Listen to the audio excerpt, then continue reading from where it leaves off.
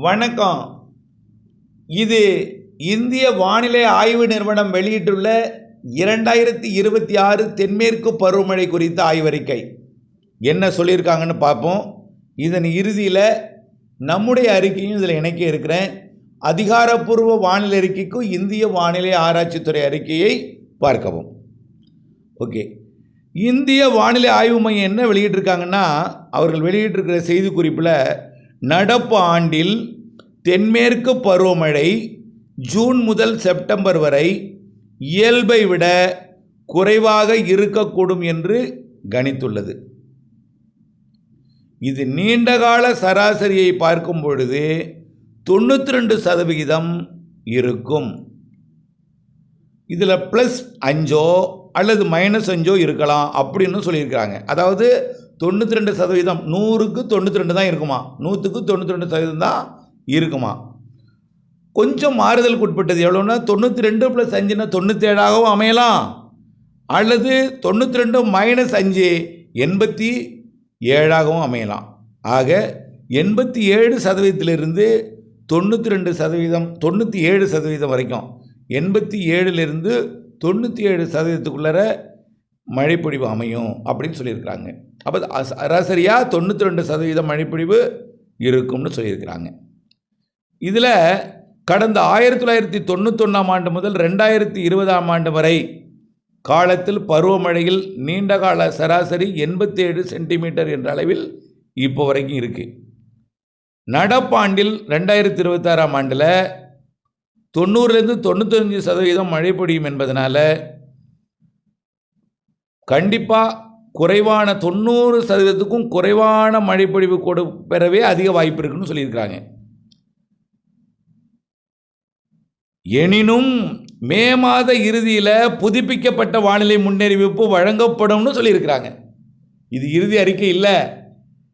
மே மாத இறுதியில் எப்படி சுச்சுவேஷன் அமையுது அப்படிங்கிறத வச்சு மேலும் ஒரு புதிய அறிக்கை வெளியிடுவோம், இடைக்கால அறிக்கை அப்படின்னு வெளியிட்டிருக்காங்க. புரியுதுங்களா? இப்போ இல்லை என்ன புரியுது? பருவமழை குறைவாக பெய்யும்னோ 87%லேருந்து 97% வரைக்கும், 92% ஆவரேஜாக பெய்யும். கூடுதலாக பெய்யறதுக்கு வாய்ப்பு இல்லை, குறைவாக பெய்யறது தான் வாய்ப்பு இருக்குது. இது இப்படி இருந்த போதிலும் மீண்டும் மே மாத இறுதி வாரத்தில் மேலும் ஒரு அறிக்கையை சமர்ப்பிக்கிறோம், உறுதிப்படுத்துகிறோம், மாறுதலுக்கு உட்பட்டதுன்னு சொல்லி முடிச்சிருக்காங்க. இப்போ நம்ம அறிக்கை என்ன சொல்கிறேன்னா, நல்லா புரிஞ்சுங்க. பசிபிக் பெருங்கடலில் இப்போ ஒரு சூப்பர் புயல் உருவாயிருக்கு. எங்கே உருவாயிருக்கு? பிலிப்பைன்ஸுக்கு சற்று மேற்கு புறமாக உருவாகி மத்திய பசிபிக் பெருங்கடல் நோக்கி விலகி போகுது. ரைட், இது ஆரம்பத்தில் விலகி தான் போகும். பல புயல்கள் பசிபிக் பெருங்கடலில் உருவாகும். எல்லாமே சீனாவையோ தைவானையோ பிலிப்பைன்ஸோ தாக்குறதில்ல, இப்படி போகும். இருந்தாலும் எடுத்த எடுப்புலேயே ஒரு கோடையில் இவ்வளோ பெரிய ஒரு சூப்பர் புயல் எவ்வளோ தெரியுமா? கிட்டத்தட்ட காலை அறிக்கையில் நாம் சொன்னது 250 கிலோமீட்டருக்கு வேக, கிட்டத்தட்ட 300 கிலோமீட்டர் ரீச் ஆகிட்டு. ஸ்பீடு 300 km/h என்ற அளவில் இப்போ ரீச் ஆகிருக்கு இந்த புயலோட வேகம். ஆக இப்போது பசிபிக் பெருங்கடலில் பிலிப்பைன்ஸை ஒட்டிய பகுதி கடல் வெப்பம் 31 டிகிரியாக உயர்ந்திருக்கு. 30 டிகிரி பரவலாக இருக்குது, ஆங்காங்கே 31 டிகிரியாக இருக்குது. இப்போது அமெரிக்கா பக்கம் வெப்பம் உயர்ந்திருந்தாலும் நீரோட்டம் கடத்துது. ஆனால் கடந்த வருஷம்லாம் நீரோட்டம் நேரடியாக பிலிப்பைன்ஸ் வரைக்கும் கடத்திட்டு இருந்துச்சு. இப்போது பிலிப்பைன்ஸ் வரைக்கும் கடத்தி மீண்டும் மத்திய பசிபிக் பெருங்கடல் நோக்கி வட்டம் அடித்துக்கிட்டு இருக்கு அந்த நீரோட்டம். அதனால் என்ன ஆகுதுன்னா, பிலிப்பைன்ஸ்லேருந்து மத்திய பசிபிக் பெருங்கடல் வரைக்கும் வெப்பம் உயரும்னு நம்ம சொல்லியிருக்கிறோம். இப்போ இதனால் என்னென்னா, தொலைவிலிருந்து நிகழ்வு உருவாகி தைவானையும் ஜப்பானையும் சீனாவையும் ஹாங்காங்கையும் வியட்நாம் கம்போடியா லாவோஸையும் பிலிப்பைன்ஸையும் தாக்கும் வலுவான புயல்களாகத்தான் இருக்கும். இந்த வருஷம் சாதாரண புயலாக பசிபிக் பெருங்கடலில் அமையாது. புரியுதுங்களா? வெப்பம் உயர்ந்து கொண்டே இருக்கிற காரணத்தினால வெப்பம் மீண்டும் மீண்டும் நீரோட்டம் மூலமாக சமநிலைப்படுத்தும். ரைட், அதை ஒரு பக்கம் விடுங்க. ஒருவேளை காற்று இங்கேருந்து அங்கே திரும்பிடுமோ அப்படின்னு நினைக்கிறீங்க. இங்கே எவ்வளோ தெரியுமா இருக்குது வெப்பம்? கேரள கடலோரம் 31 டிகிரி, பசிபிக் பெருங்கடலோட வெப்பம் அதிகமாக இருக்குது. பெரும்பாலான பரப்பில் 31 டிகிரி இருக்குது. இலங்கை அருகே 31 டிகிரியாக இருக்குது. தமிழ்நாடு அருகே 30. ஆக தமிழ்நாடு கேரளா சுற்றுவட்டார கடற்பகுதியில் 30-31 டிகிரி செல்சியஸ் வெப்பம் உருவாகியிருக்கு. ஏற்கனவே பாசிட்டிவ் ஐஓடியாக மாறிக்கிட்டு இருந்தது. இப்போ சுமத்ரா பகுதியில் வெப்பத்தை உயர்த்தது நீரோட்டம். அப்போ என்ன ஆகுதுன்னா இப்போ நெகட்டிவாக மாறுறதுக்கு வாய்ப்பு இருக்குது. எது எப்படியோ 2 பக்கமும் சமநிலை. வெப்பம் பார்த்திங்கன்னா நிலநடுக்கோட்டு இந்திய பெருங்கடல், தெற்கு இந்திய பெருங்கடல் எல்லாமே கடுமையாக வெப்பம். இந்த வருடம் தெற்கு இந்திய பெருங்கடலில் வடகிழக்கு பருவமழை நிறைவடைந்த பிறகு உருவாக வேண்டிய வலுவான புயல்கள் எதுவுமே உருவாகலை. சூப்பர் புயலோ பெரும் புயலோ அது மொரீஷியஸையோ ரீயூனியனையோ மடகாஸ்கரையோ அல்லது ஆப்பிரிக்க நாடுகளையோ பெரிய புயல்கள் தாக்கலை. வெப்ப பாதுகாப்பு பெட்டகமாக சேவாக இருக்குது. அதனால் நீராவி அதிகமாக வெளியிடும். ஆஸ்திரேலியாவிலேருந்து மடகாஸ் வரைக்கும் இடைப்பட்ட மொரீஷியஸ் கடற்பகுதி அங்கிருந்து வரக்கூடிய நீராவியை சுமந்து கொண்டு சோமாலியா வரைக்கும் போய் ஏடன் வளைகுடா ஏமன் வரைக்கும் போய் திரும்பி நிலநடுக்கோட்டு இந்திய பெருங்கடல் வெப்பத்தையும் எடுத்துக்கொண்டு அரபிக்கடல் வெப்ப நீராவியும் எடுத்துக்கொண்டு கேரளாவிற்குள் வருவதற்கு நீராவி காற்று அதிகம் சுமந்து வருவதற்கு சாதகம். புரியுதுங்களா? அரபிக்கடலில் வலுவான புயல்கள் உருவாவதற்கு சாதகம், வலுவான நிகழ்வு உருவாவதற்கு சாதகம். எது எப்படியோ அரபிக்கடலிலிருந்து நீராவி சுமந்து வரக்கூடிய காற்று, நீராவி வெளியிடுவதற்கு அதிகமான காற்று வந்தாலே நீராவியை சுமந்து வர அளவுக்கு இருக்குது.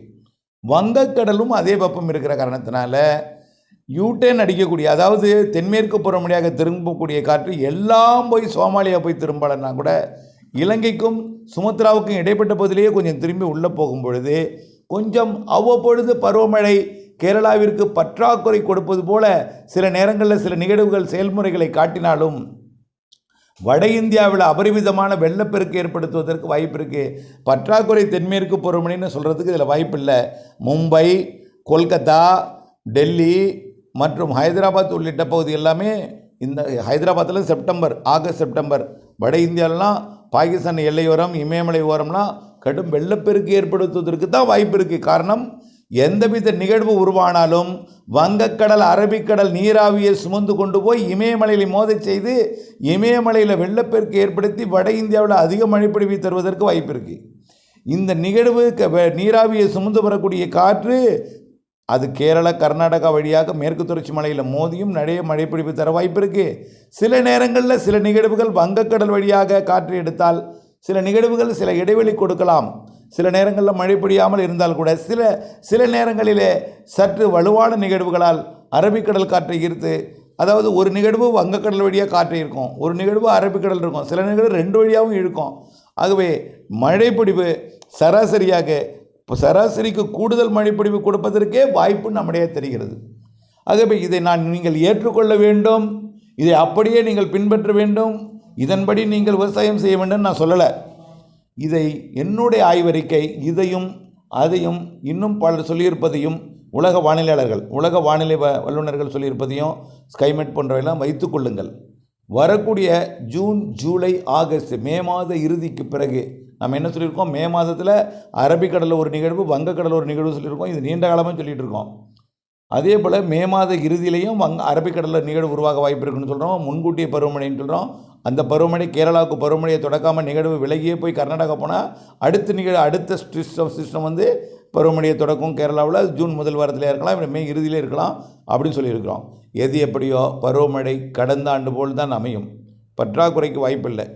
ஆகவே சேர்த்து நிறைய பொழியும். அப்படி தான் நம்ம இதை அப்படியே நீங்கள் ஏற்றுக்கொள்ள வேண்டும். இதை நம்புங்க, இது அப்படி செய்யுங்க நான் சொல்லவே இல்லை. நான் நம்பவும் வேண்டான்னு தான் நான் உங்களுக்கு சொல்கிறேன். ஏன்னா தொடர்ந்து நீங்கள் இதோட பின்பற்றி உண்மை என்ன நடக்கப் போகிறது என்பதை ஆய்வறிக்கையை நீங்கள் இணைந்திருந்து நடக்கப் போவது என்பதை புரிந்து அதற்கப்புறம் நீங்கள் ஏற்றுக்கொண்டு அதுக்கப்புறம் நீங்கள் பின்பற்றினாலே போதுமானது. இருந்தாலும் அதிகாரப்பூர்வ வானிலை ஆய்வறிக்கைக்கு இந்திய வானிலை ஆய்வறிக்கையை பார்க்க அன்போடு கேட்டுக்கொள்கிறேன். புரியுதுங்களா? ஆகவே அச்சம், பீதி, கவலை கொண்டிருக்கிறீர்கள். அதற்காக இந்த அறிக்கை தான் நம்ம நீண்ட காலம் சொல்லிட்டு வந்துட்டுருக்கோம். கூடுதலாக இதை இணைத்திருக்கிறோம். இணைந்தே இருங்கள் அப்டேட்ஸுடன். நன்றி.